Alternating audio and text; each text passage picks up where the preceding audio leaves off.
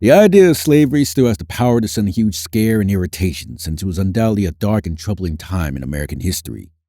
As engaging as it is compelling, bold, and captivating, the story today is filled with the exposition of the dark and ugly chapter of what can be described as the sexual zeitgeist of American national history.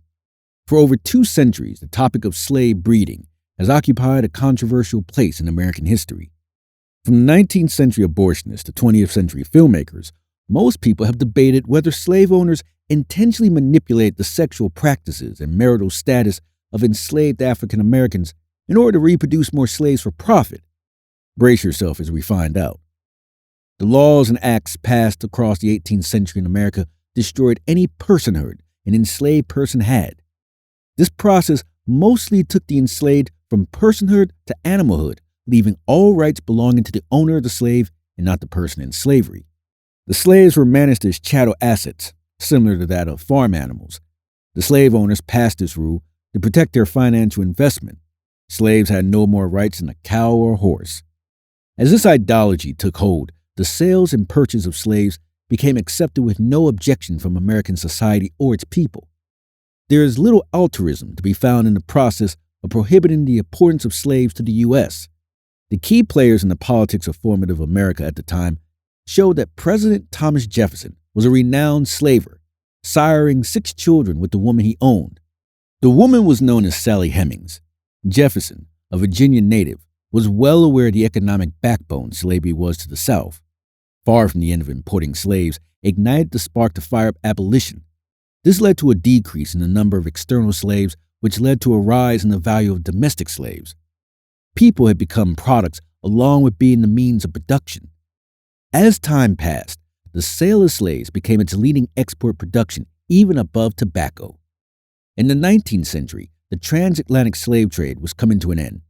In Britain, Wilberforce led a movement made up of Quakers and evangelicals to set up the Committee for the Abolition of the Slave Trade.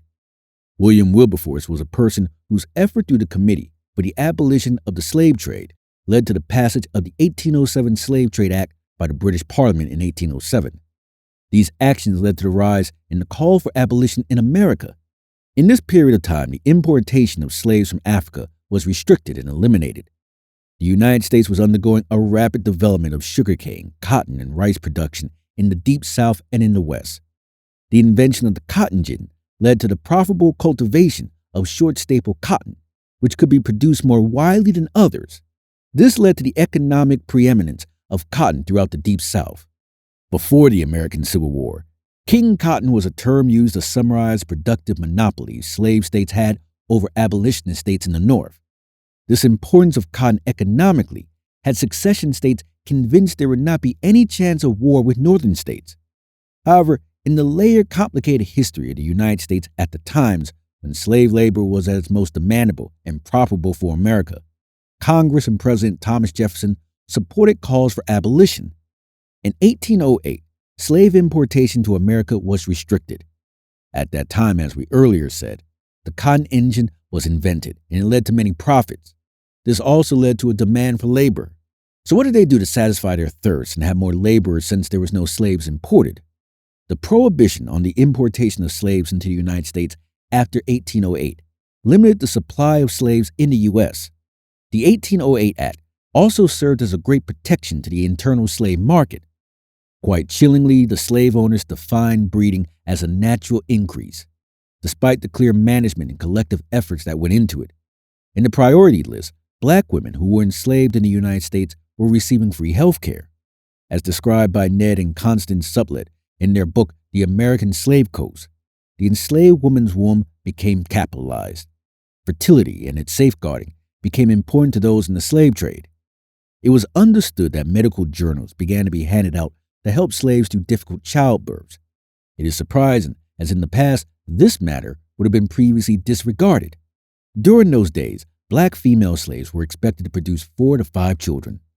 The high mortality rate of slaves was a cornerstone of breeding importance. Good breeding stock was a method that was used to advertise a female slave for sale. Many women in these circumstances would find themselves being continually exchanged and incentivized by slave and plantation owners. It was not uncommon for a woman to be handed an offer for freedom if she bared 15 children. However, in reality, a child as young as 12 to 13 could be forced into pregnancy and give birth to a child that would be taken away from her only to be forced into a life of slavery. Furthermore, people would become just products in the system. These were dehumanizing acts back in the day. To make matters worse, childbearing for women would start at the age of 13 years. It was expected the slave owners would expect 4 to 6 children when she reached 22 years of age. Women had no luck since the system that expected breeding from them were multiple. It was not beneath this slave market of 19th century America to sell women slaves during pregnancy. Many would come to the conclusion that the life of an enslaved woman in America would have been a cycle of rape, pregnancy, and uncared for birth. There were just weeks of recovery before they were pregnant again with another child. The masters and slave owners had been expressed in numerous accounts as father slaves themselves. With no rights to any form of personhood, this system forcing children out of women can only constitute as rape. Breeding farms held inequality since the white owners were being illegally protected, while the black counterpart had none of the protection. This was an unfair activity since sexual abuse was considered one way.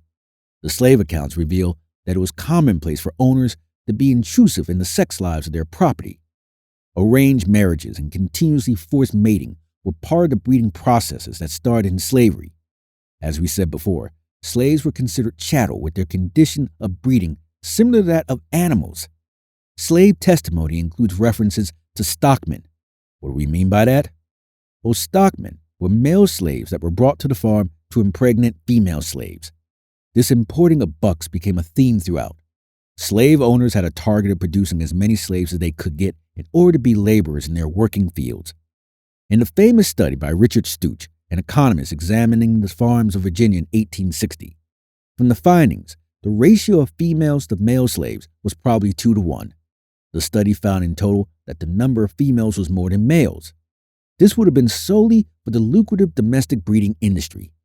The racist ideology rooting slavery in America meant slave owners forcing their will on their slaves would have been thought righteous by many.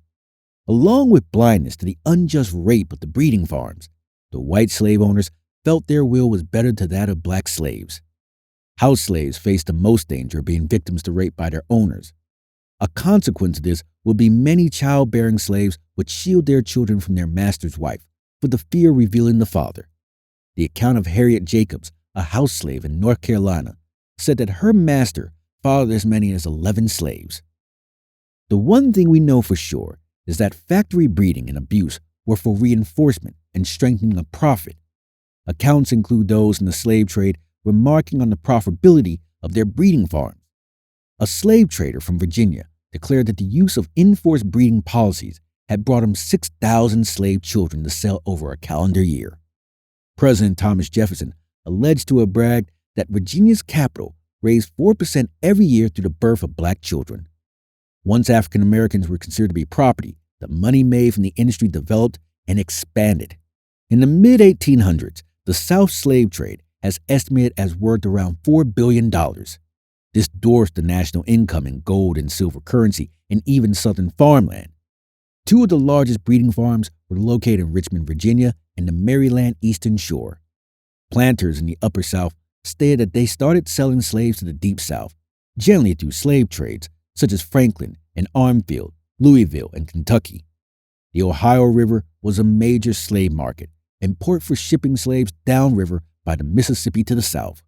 New Orleans had the largest slave market in the country. The slave trade made it the wealthiest city in the U.S. One thing is for sure, the slave owners had made slaves more valuable than they had ever could have been thought possible. In the slave trade during the 1800s, the slaves were taken from properties to securities. The events of when people were reduced to property has been outlined in the history books. Furthermore, the legal side of turning people into property was being less explored. Slave owners in the 1830s wanted more capital in their states and realized a way to do it was through the lack of legal status any slave had by mortgaging them. The mortgages were repackaged that could be sold worldwide. This meant that many over the world where slavery had been outlawed were profiting from bonds backed by their value. In the antebellum years, numerous escaped slaves wrote about their experiences in books called slave narratives. Many recount that at least a portion of slave owners continuously interfered in their sexual lives. The slave narratives also testified that slave women were subjected to rape, arranged marriages, forced mating, and sexual violations by masters, their sons, and overseers. The existence of breeding farms in America during slavery is a disturbing truth that is sometimes overlooked. The trauma endured by enslaved women and their children has impacted the country and continues to have that impact even now. We need to be conscious of this history to construct a more just and equitable society. We've come to the end of this story. I hope you learned something from it. What was more surprising from what was mentioned? Let us know in the comments below. Remember to hit the like and don't forget to subscribe on your way out.